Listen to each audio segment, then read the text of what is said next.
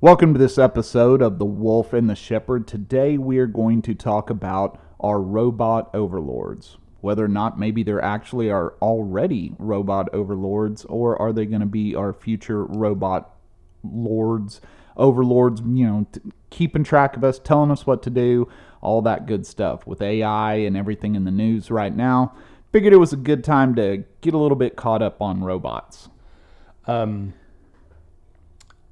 I think a popular meme for about the last 15 years has been, I, for one, welcome our robot overlords. And I truly do, because I don't think they can mess it up worse than humans do. But let me ask you, I know you're a big fan of robots, even the bad ones. When did you first kind of think, yeah, robots are pretty cool? I know you're a big Star Wars fan, and the first Star Wars movie, and you were, I don't know, maybe not even born when it came out, or barely born. But you couldn't help, obviously, from the first Star Wars movie, not falling in love with R2-D2. Right. I mean, to me, that was the future of robots. Of course, being a little kid, you got the robot Rosie from the Jetsons, and she's taking care of the house. But Yeah. seeing that, of course, being a cartoon, right? But seeing an actual robot, an astromech droid, R2-D2, that even though he beeped and booped, he didn't actually talk. You had to have some kind of a translator for him, right? But he was capable of doing so much stuff. And then, of course, through the movies, he's kind of the secret hero. He's always there for all the goings on. He knows all about everything. Of course, we could get in a huge rabbit hole with why didn't, Darth Vader know that he had the robot? Why didn't he remember making C-3PO? But of course, in the Star Wars movies, just full of robots. Yeah. I think it's funny that, in kids' movies and cartoons, that robots are painted in a very utopia type way, but as soon as you get to an adult and you start getting to the sci-fi, it becomes very dystopian, like they're out to kill us, basically. It's like all the dreams you had as a kid, like, oh yeah, you'd have a friendly robot, which would be like a super smart, intelligent dog type, thing, and then you get to an adult and it's like, no, they're just going to kill you. Right. Well, as a kid, of course, you're looking at it and you're saying, how cool that would be to have one. That's a kid. That's Saturday morning cartoons watching every commercial saying, ooh, I want this. Ooh, I want that. Well, of course, you want a robot. And you could get robot toys and all that good stuff, right? But it was never quite like actually having a robot. Yeah. Now we've arrived to where there are actual robots, whether they are something that looks kind of like a droid, something that is as simple as a Alexa sitting in your house, a robot vacuum cleaner, to some of the automated robots in factories and everything. I mean, there's tons and tons of different robots and tons of different directions we can go with this. Yeah, but do you think, I think when you're a kid, your ideal of a robot is very, very different when you're an adult. When you're an adult, you want it to take over all of your responsibilities, do all your work for you, basically do everything, take all responsibilities away from you so that you can just basically earn the same wage you're earning, but with much less effort. I think as a kid, it's more of that companion type thing. Right. Kids don't always form great alliances with pets. They don't necessarily have the patience or tolerance of when they don't act how they want them to. And I think, they think of having a robot and it's like, oh, this robot will do anything I want. It'll play any movie I want, or will, do whatever I want, play whatever game I want, which obviously you can't get from a pet. I mean, well, not only that, but don't forget about the part that when you're, sick of playing with the robot, right? You can turn it off. Yeah. You can charge it up, plug it into the wall or charge the batteries or however that's going to work. You don't have to feed it. You don't have to water it. You don't have to pick up after it. It's picking up after you, right? I mean, there's not a pet out there that you're not feeding and giving water and keeping it clean and taking it to the vet. I mean, worst case scenario with a robot, right? Yeah. Something breaks down in there. It's not this living, breathing thing, and you're going to be able to get parts for it and get it fixed. And in theory now, it could last forever. right? Where a pet isn't going to last forever. Right. So you don't have that impending doom of having to put the robot to sleep or whatever. Yeah. And then if you did decide that, hey, I don't want this thing anymore, you don't have to take it to the pound. You can part it out if you want to. You can bust it up with a baseball bat. It's not a living thing. Yeah, and plus, like gingers, they don't have souls. So That's if you true. have to replace it, then there's no real conscience Yeah. or tears. At least there isn't yet. Right. Yeah. At the stage of the game we're at right now, there's not. But who knows what the future holds there. Well, I think one of the first introduction of robots into the household I saw was when they started doing the robot pets, the robot dog you could buy from Walmart for like $15. It would walk, it would bark, it would wag its tail, and then it evolved into one which would react to the sound of your voice, and if you said sit, it would sit, and all this stuff. And then where they kind of messed up was they introduced a lifelike one where it would actually poop. Oh. And it's like, well, this is the whole reason I got a robot dog, so I don't have to clean up the freaking poop. Absolutely. And that's where it kind of crossed the line. It's like, yeah, I want something real, but I want it real without the consequences of all the bad stuff. Right. Which comes... You want real without responsibility. Yeah. Now, why do you think, like I mentioned earlier, that, AI, especially when you're an adult, it's painted as a very dystopian future that if robots or AI becomes, sentient, self-aware, that it suddenly becomes a threat to mankind and wants to destroy us because it won't put up with our crap. I mean, why? I think as you get older, you realize at least what AI is right now in the infancy is just a bunch of if-then statements. Right? Elon Musk and his self-driving car, all that self-driving car with that AI is a bunch of if-then statements. So you kind of understand what's going on versus that magical thought as a child that, here's something that, in your example of the robot dog, here's something that I plug into the wall and charge up just like I do my phone or anything else. But when I call its name, it comes to me. I can tell it to sit just like a real dog, but I don't have that responsibility. This is fun. It's a toy. And as a kid, you never think that maybe you're asleep that night, even after watching movies like Toy Story, right? Yeah. You're asleep that night and that robot dog is just going to jump up on your bed and strangle you. Yeah. Now, what do you think, I know you used to work in insurance. What do you think the insurance premiums are going to be like for a completely AI-driven car? Because it's not about, the AI-driven car making mistakes. It's allowing for mistakes for human drivers on the road. But as well as I do, when somebody makes a mistake in front of you, like, brakes, doesn't signal, we can react to that. But AI is going to have to be pretty sophisticated before it can allow for human error. So what do you think that will be like in terms of if you actually have a fully automated vehicle? I think the liability for the owners is going to be tremendous because obviously the robot makes a mistake, right? And there's no assets that robot owns. It's going to be the company.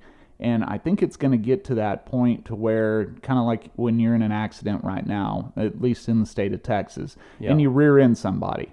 99.999% of the time, it's your fault when you rear end somebody. I think with the autonomous vehicles and the AI-driven vehicles, it's going to have blame immediately assigned to them 99.999% of the time.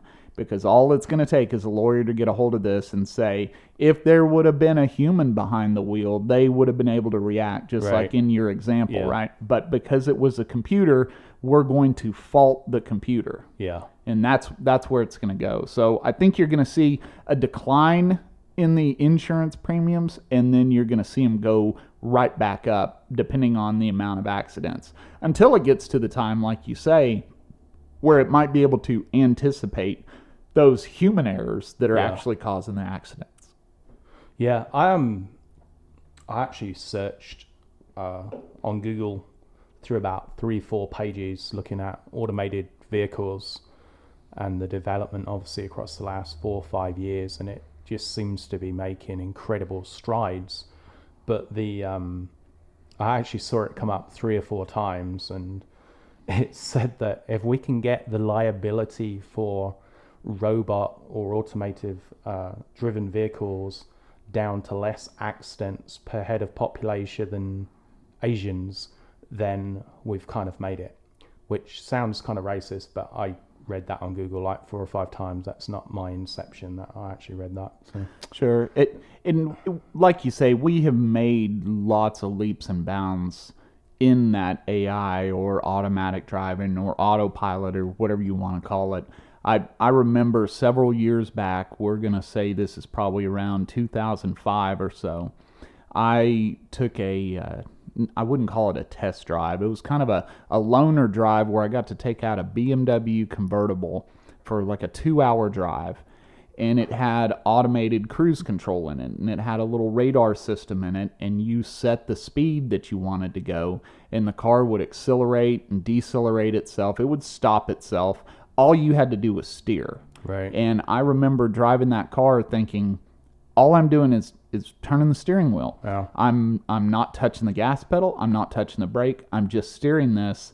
How much longer is it going to be until I don't even have to touch the steering wheel? Right. I never would have thought it would have been less than 15 years, because now you see the videos with the Teslas, and they're kind of driving themselves, even though they're not technically fully autonomous, but they're basically driving themselves now. Crazy. Imagine where we're going to be in another 15 years. Right. We're truly going to get to the point to where they're autonomous. Yeah. And then do we stop driving? Do people just say, well, what do I need to drive for? You know, as kids start turning 15, 16, do they say, well, what do I need to drive for? Like my kids right now, none of them drives a standard shift car. They don't know what a clutch is. Yeah. They couldn't get into a manual transmission car and drive it. They've only seen, to my knowledge, they've only seen one in their life. And they thought it was foreign. It's like them looking at a cassette player. And eventually they're going to say, well, why does this car have a steering wheel and a gas pedal and a brake? What are you supposed to do with that? Don't you just get in and type where you want to go and sit back and relax? Right. It's probably where we're going to end up. Yeah. Now, I know it's a generational thing. What do your parents think about the advancement of technology? I mean, both my parents are dead, so it's a waste of time asking them outside of a seance. But what do your parents kind of think about technology? Do they still try and hang on to the old days, or have they kind of slowly tried to embrace this kind of intrusion into their lives of... ironically, my parents have actually embraced it quite well. They have Alexas in their house. They have smart light bulbs. My dad loves to tell her to turn the light on and off, ask her what the weather's going to be, remind him to do stuff, order dog food on Amazon. I remember that one about the ordering the dog food. Everything like that. I will tell you, though, when he got his first car that had a built-in navigation system, I showed him how to use it, and I said, well, all you do is you type in where you want to go, and it's going to tell you where to go. And he said, well, that's kind of neat. And so I was in the car with him. He typed in the destination. He knew exactly where he was going. Right. So we typed the destination in, and all of a sudden we're going down the highway, and the thing says, take the next exit. And he started yelling at it. He said, well, I don't want to turn here. Yeah. And then, of course, he goes on past the exit, and then the thing says, recalculating, take the next exit. And he said, no, I don't want to turn here. And he was yelling and screaming at the car. And I said, it's probably best you don't use the navigation anymore. Right. Would you remember that episode of The Office where he drives into the lake? Yeah. Because he trusts in the GPS. Yeah. My dad isn't going to trust the GPS. But ironically, if you got in the car with him right now, he has the screen up that shows the little dot of where his car is, because he likes looking at the map, but he doesn't want that car telling him where to go. Right. He wants to be in control of that car. Would he ever get a car that drove itself? I would say no. He would never relinquish that kind of trust into a piece of equipment. Yeah. Now that leads us on to, obviously AI technology is not infallible. I remember when I first started getting involved with the computers, I was a dork when I was like 11 or 12, got my first personal computer. And to, basically input a game into it. I had to enter lines and lines of code, and if you got one single thing wrong, it just didn't work, or you had unexpected results. And nowadays you've gone from, systems where, you maybe only had 32K of code to multiple gigabytes of code going behind programming stuff, and obviously a lot more monetarization to make sure it's correct. Right. So where now we see malfunctions in society in terms of AI, you have to think, well, is there ever going to be a perfect system where we can guarantee that robots don't mess up? If you go to the first RoboCop movie, you remember when they did that first kind of cop thing, and it was 20 seconds to comply or something like that. Right. And it, shot the guy and made him pretty much into a teabag. Exactly. Is there ever going to be a point where we can trust, I guess, the programmers behind the AI, and will AI successfully eliminate those human errors to overcome that to become completely reliable? I think that's the magic question that all these people are out there trying to figure out, because you have that paradox problem with logic. Because a computer, no matter how far advanced it is, it's going to use logic. If this happens, do this. If this same thing doesn't happen, do that. And if something is presented to them that doesn't follow along that line, and they don't have the capability of making the decision, they'll freeze. Yeah. There's no way for them, as of right now, at least to my knowledge. It's not like I'm, at Boston Dynamics right now figuring this stuff out, and I'm sure these guys are doing that. But as of right now, there's no way to put emotion into it or feelings into it or something like that. It's all black and white, all cut and dried, all point A to point B. There's no in between with them. I don't know how you would ever get there with the technology we have now versus even in the future.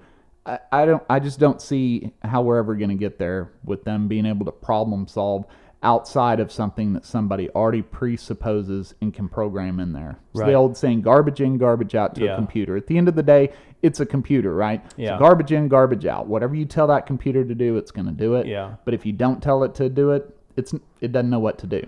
Well, I think there's a certain amount of allowability that, AI-driven systems have to take into account.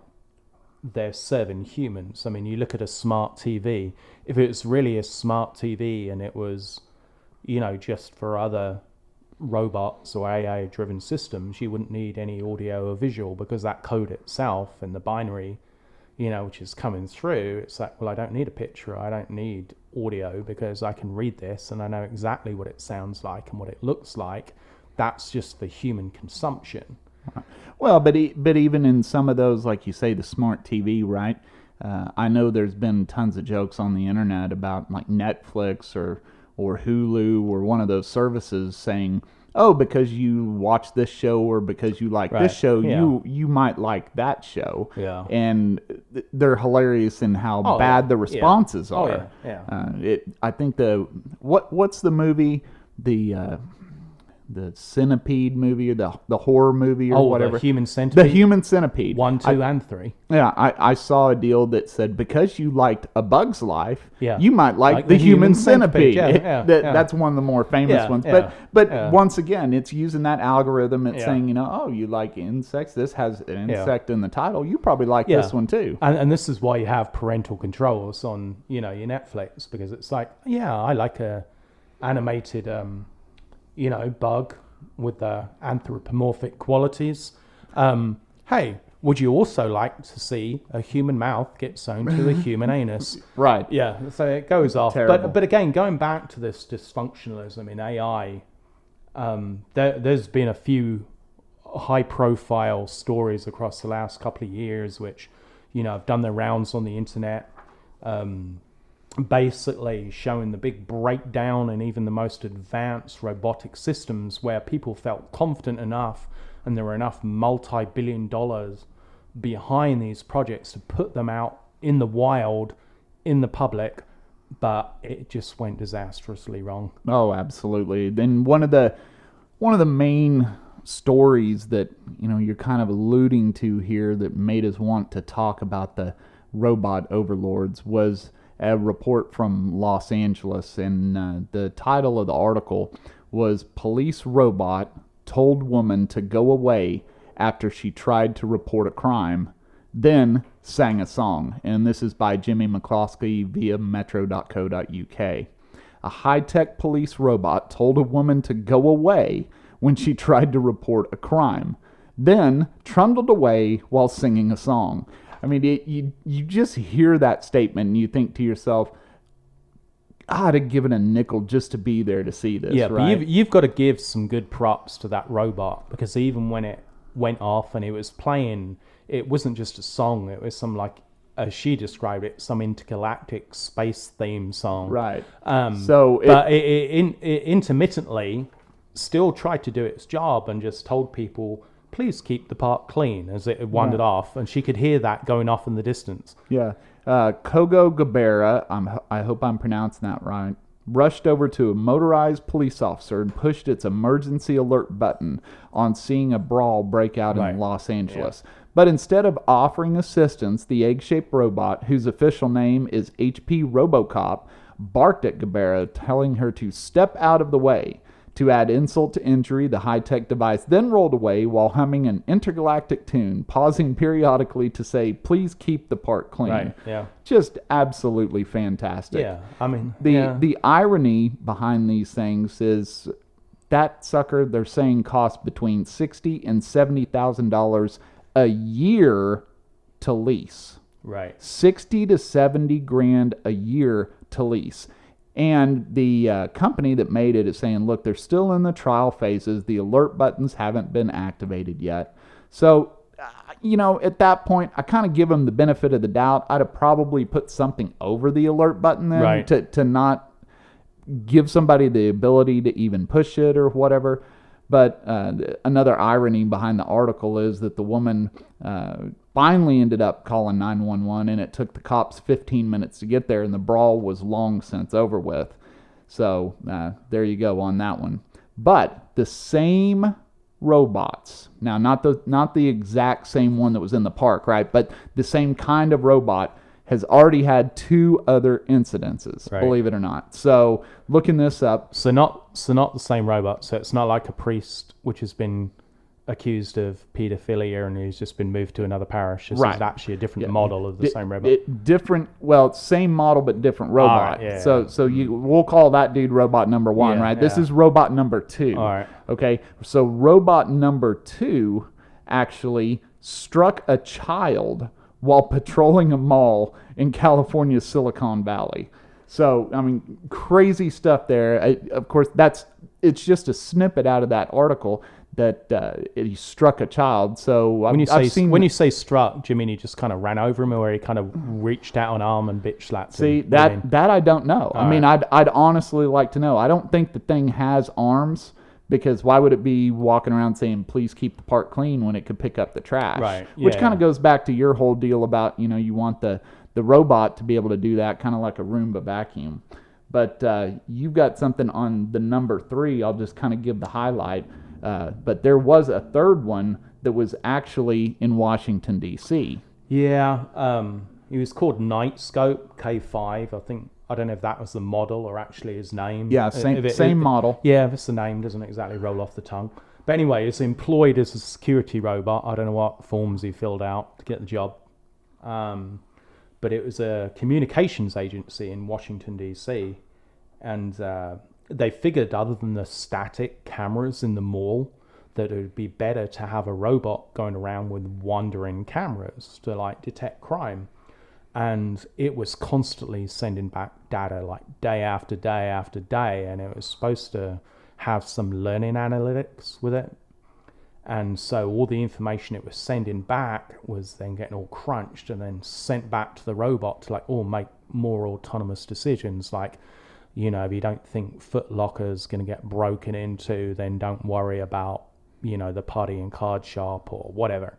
So anyway, just after a week this robot got back so much information that it stood still on the bottom floor of this mall, wouldn't react to any remote instruction, and then suddenly went off and drowned itself in the fountain.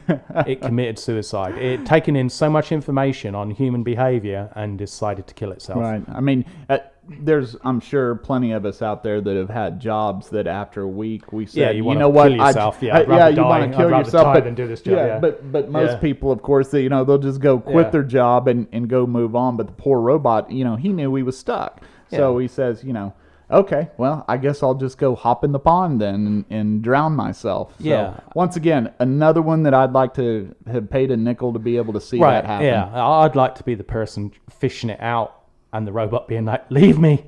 Right. Leave me, let me drown. So there are some other kind of interesting incidences with robots that we've found in the news. And this one's not really more AI-centered or whatever. It's just basically an experiment. And it kind of goes to maybe where the human psyche is pointing towards these robots. But there was one that, and you'll love this, the name of the robot was called Hitchbot. Oh, So Hitchbot was an invention by Canadians. It was actually a professor, a guy by the name of David Harris Scott of McMaster University and Frock Zeller of Ryerson University. So they made this robot in 2013, and it gained all this attention because it hitchhiked. It hitchhiked across Canada, Germany, and the Netherlands. So what would happen was this robot would sit there, and people would pick it up, take their pictures with it, and they would drive it across and eventually drop it off somewhere, and somebody else would pick it up. Of course, it naturally, it's got its own social media account and all this stuff, right? Yeah. So, you can picture these guys up there in Canada. They're building this robot. They have this experiment. Goes all the way across Canada, goes around Germany for like 10 days, and then across the Netherlands. And so it got all kinds of good press and everything. So then they decided, well, after it's 10 days in Germany and then 3 weeks in the Netherlands, I mean, what do you got to do? You got to bring it to the U.S., right? So they decided they were going to attempt to start it in Boston and see if it could get all the way to San Francisco. Right. So now, hitchhiking all the way across east to west across the United States. Now, what happened when it reached the city of brotherly love? Well, so this little mission for the robot started on July 17th, 2015. Yeah. After 2 weeks, it made it to Philadelphia. And on August 1st, 2015, someone tweeted a photo that the robot had been stripped and decapitated in Philadelphia. And to this day, the head was never found. Right.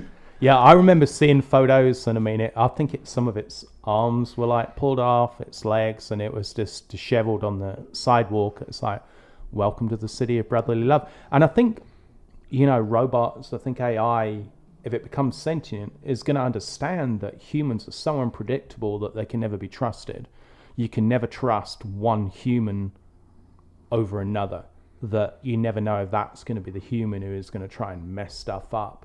And so you don't want to call it a suspicion because, that's an emotional response. But why would robots trust humans?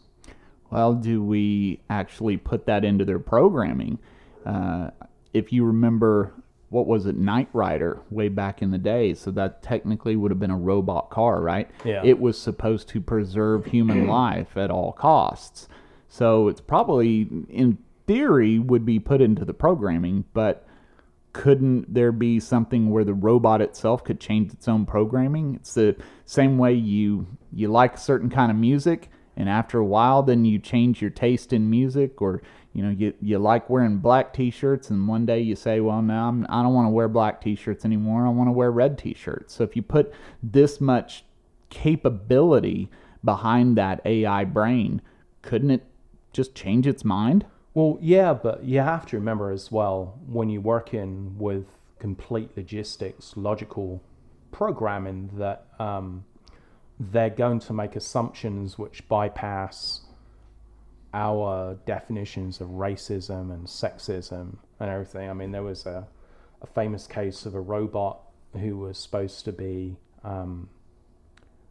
looking at passport photos and matching it up with certain stuff, and it actually rejected a Japanese guy's passport photo, and the reason which it sent out was eyes looked closed. Oh, wow. And it it's like, you're not teaching a robot, racism, but if, a robot can't measure, a certain, level of the eye and stuff, and it sees somebody who's like, well, I can't see enough of the iris or blah, blah, blah, then, oh, eyes look closed, open your eyes wider. Now, obviously, the robot's not being racist, but it brings in this whole thing of, can you ever truly have a robot which is going to be able to distinguish between whether it be certain sexes and certain races, and I guess be sensitive to differences in human behavior? I mean, like if you've got somebody who's disabled and you've got a police robot, and it's like the person's, getting across the street, are they going to give them a ticket for not walking fast enough because they're in a walker? I mean, where does, Well, and that's an interesting way to look at it. You could also say, what if that guy is in a wheelchair, right? And the robot pulls up, and part of its programming is to say, stand up, get down on your knees, and put your hands behind your head. And the poor dude in the wheelchair can't do that. He can't get on his knees. They're telling him, get out of that chair and get on your knees. And if the guy's paralyzed from the waist down, how is he supposed to do it? Yeah. And what if the programming is almost like that RoboCop, and it blasts the poor guy sitting in the wheelchair, and there's nothing he can do about it? Yeah. And that might be one of those kind of non-PC versions of Darwinism, where, because we've now got to the point where we're too PC to be able to make, any type of eugenics type decision, we'll let the robots do it for us. It's like, you can't move fast enough, we're just going to kill you. Yeah. Or, and to go back a couple of podcasts ago, what if the robot comes up to a little person and thinks it's a child? Right. Yeah. And maybe there's programming in that the robot itself speaks to children differently than it speaks to adults. Right. Kind of trying to keep that friendliness of a police force. And now you got a bunch of little people, midgets, dwarves, whatever. We still haven't decided what to call them. And now they are discriminatory against this individual because they're short, because they're little. And so it treats it like a child, which we proved in the podcast a couple of podcasts ago. They don't like being treated that way. Right. I mean, what if it pats it on the head? Well, this is the thing. I mean, like, if you get a 48-year-old midget who's trying to buy a 6-pack of Miller Lite, and, the robot, the patrolling store robot, decides, oh, that's a child because it's 4 foot 2 inches, put down the beer, you are not able to buy this, and ends up tasering the midget who dies. Right. I mean, it's yeah. I think we're in for some very interesting news stories as our robot overlords start, taking over. But there are, of course, some harmless, harmless, maybe that's not quite what we want to say, but there are some conveniences that happen. I mean, you've got the Roomba, right? Yeah. I've never actually got one. I know you had one at one time. I know my parents actually, you ask about them adapting to technology. They've got a Roomba, that they can say, Alexa, vacuum the floor, and they sit there and they, watch their little Roomba vacuum the floor. So maybe it is just a matter of keeping it simple, the old keep it simple, stupid method. Yeah. But once we figure out that we've mastered something simple, it's very, very difficult for us to figure out how that simple thing, once we try to make it more and more what we think is effective, can actually come back to bite us. Yeah. I think it's, you go back to the Roomba thing. I had it was an actual Roomba. It was a knockoff Roomba I got off eBay. I think it came from China because it took like 8 weeks to get to me. And, it was pretty good, but I had 2 cats at the time. And one of them was a Maine Coon, so I had, long hair, a lot of hair, and, it continually kept clogging up. But it was supposed to learn the map of my apartment, right? After a few things, after it bumped into the walls, it was supposed to put that into its circuits. So it's kind of like drawing itself a little map. Well, allegedly, yeah. But it it was just like living with a poltergeist, because every time it went off, I mean, all you'd hear is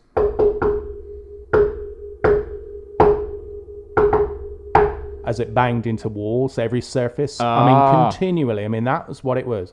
I mean, it would drive along the wall, it'd reach the end of the wall, and like, you know, on day 19, it'd still be like, it would hit the wall. Yeah, learned absolutely nothing. And even with the Roombas now, you know, depending on how much money you pay for the model, the avoidance technology is very, very different. Because if, you know, you've got a dog who's pooped in the living room, if you've bought the cheaper version of the Roomba, it will just run over that, and you're going to have poop city through. Man. Wherever you buy the more advanced model with the lasers, and it goes, oh yeah, I'm going to avoid this. You know, I'll actually do an alert or something or other.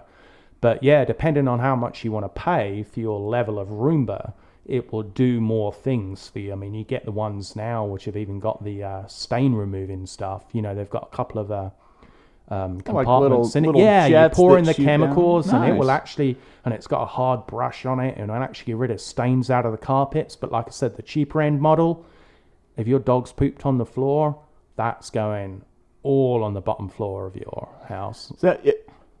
Initially, I'd like to say, well, based off that logic, right, you get what you pay for. Right. So, you know, you get the cheap one, it's going to drag poop all over the floor. You get the expensive one, then it's going to take care of everything. But unfortunately, I can't follow that line of logic, because those cop robots are leasing for 60, 70 grand a year. Yeah. And so they're not doing anything. So maybe it's not really even how much money you sink into them. It's that carefulness of creating them. Or do we keep it even simpler to that and go more virtual assistant, like an Alexa, right? I mean, you got your Alexa, and of course there's stories about those things getting hacked and all that, or listening about stuff. I mean, I have several of them in my house. Actually hooked one up to the printer now, so you can tell it, you know, Alexa, print my shopping list. And by the way, if anybody's listening to this right now in their house and their Alexas are going off, sorry about that. We don't have the little fancy thing we can put underneath it to make them not doing it. So, but anyway, the other day I get this alert on the Alexa. The little ring turns whatever color it turns. Yeah. And so I said, you know, hey, what's my alert? I figured, you know, there's an Amazon package here. Yeah. No, it told me my printer's low on ink. I'm like, wow. So she's actually talking to my printer, and my printer is saying, hey, I'm low on ink. Why don't you let my owner know that you ought to order some ink? So I tell the wife, you know, you're not going to believe this. She just told me that I need to order ink. So then, on top of that, I look at my phone, and guess what? I've got an email from Amazon where all I have to do is click a button, and it's already found the ink for me and everything else. Wow. I just click buy it now or add to cart or whatever it is, and boom, they're going to ship me my ink. So crazy. But, you know, that's just trying to be helpful. Yeah. But I'm not sure I subscribe to the whole, you know, she's listening. I'm trying not to say her name anymore, so we're not setting them off. But Alexa, play salsa music. Yeah, there you go. So now that happened, now people stop listening to it because it just switched the podcast. No, they're listening and dancing. Ah, well, they're right. Well, see, nobody can say we're not thoughtful. Right. No. Enjoy your dance. Yeah. But I'm sure there's probably some crazy things that have happened with these Alexas. Yeah. Now, do you think that scientists should go the route of pure AI learning systems, as in they learn and make judgments, and we should restrict human interaction in terms of, oh, in this situation, do this? Because like we were talking about earlier about, you know, the midget trying to buy the beer and then getting tasered,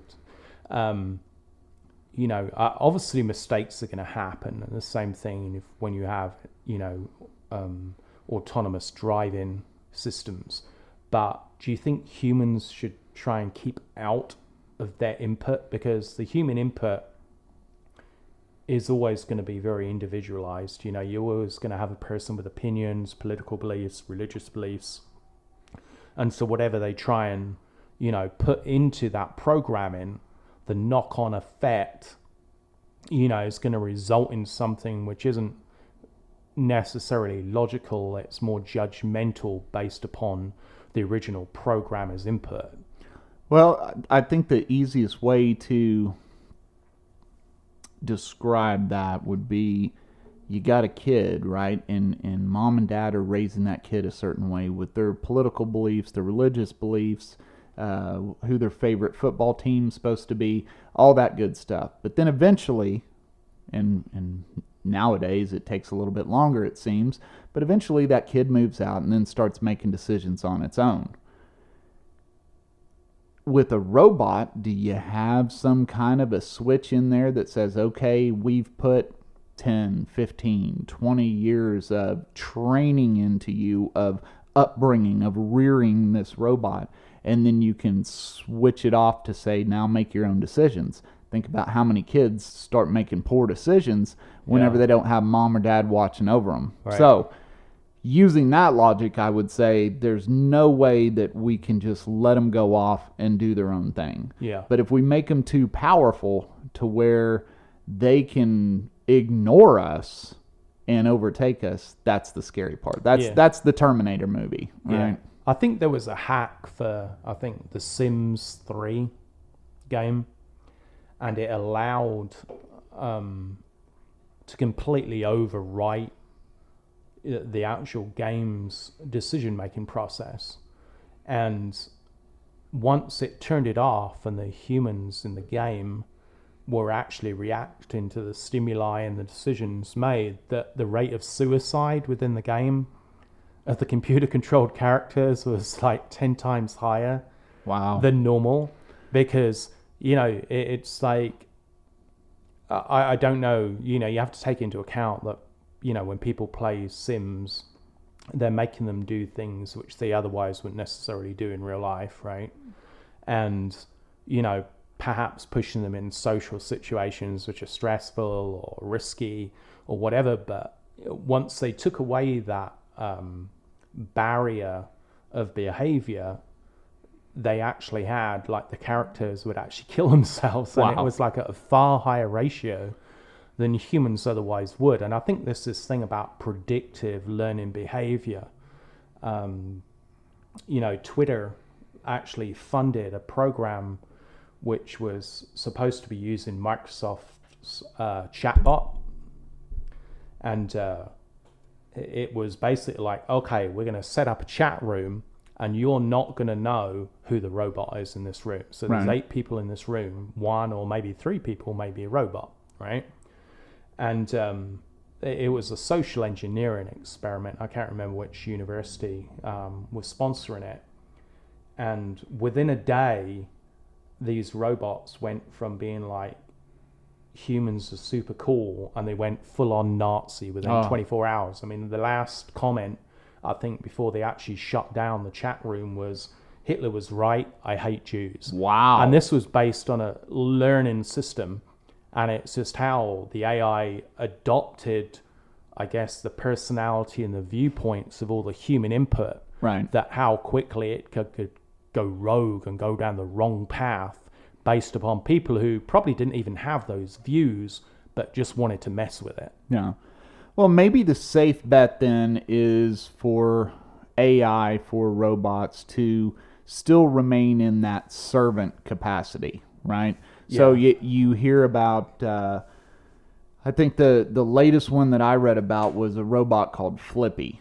Okay. And he's, basically a robot that is going to be able to work in a fast food restaurant, and based off of the amount of time that it takes to cook French fries, the amount of time it takes to cook hamburgers, he's going to make these decisions to make the most efficient kitchen in a fast food restaurant run.